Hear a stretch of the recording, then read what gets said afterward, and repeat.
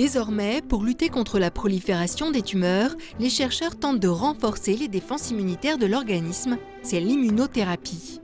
Et ils se sont inspirés du succès du vaccin contre le virus de la poliomyélite par voie orale dès les années 60 pour développer une nouvelle stratégie.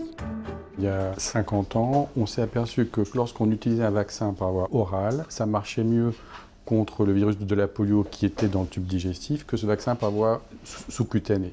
On a essayé de transposer ces résultats contre des cancers et on s'est aperçu que lorsqu'on vaccinait des souris par voie nasale, elles arrivaient à induire localement dans leur muqueuse ORL et dans leurs poumons une immunité locale qu'on ne voyait pas lorsqu'on vaccinait ces mêmes souris par une voie sous-cutanée ou intramusculaire.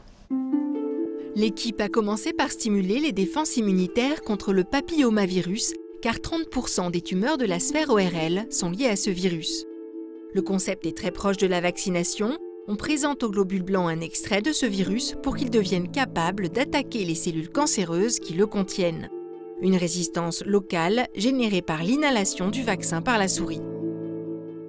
En respirant, les souris vont donc inhaler le vaccin qui va passer par la sphère ORL et ça va permettre d'induire une réponse locale au niveau de la sphère ORL et donc au niveau du site de la tumeur.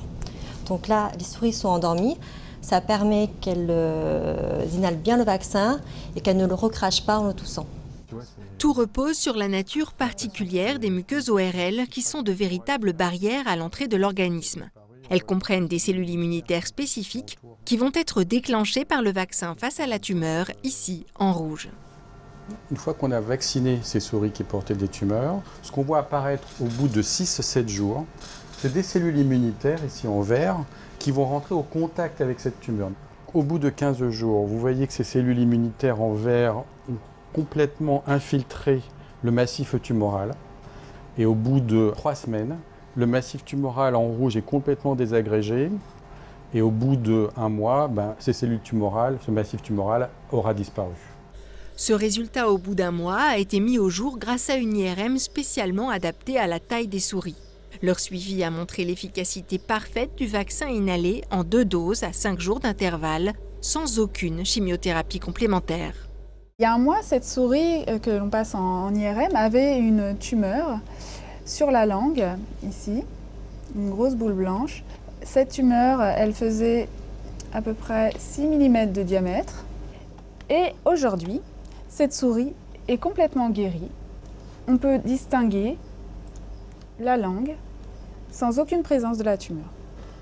Impossible de transférer directement le traitement chez l'homme à partir de ces souris guéries. Il faut d'abord prouver l'apparition des cellules immunitaires dans la sphère ORL d'un grand singe vacciné. Et cela permettra de définir l'augmentation de dose nécessaire pour le passage de la souris à l'homme.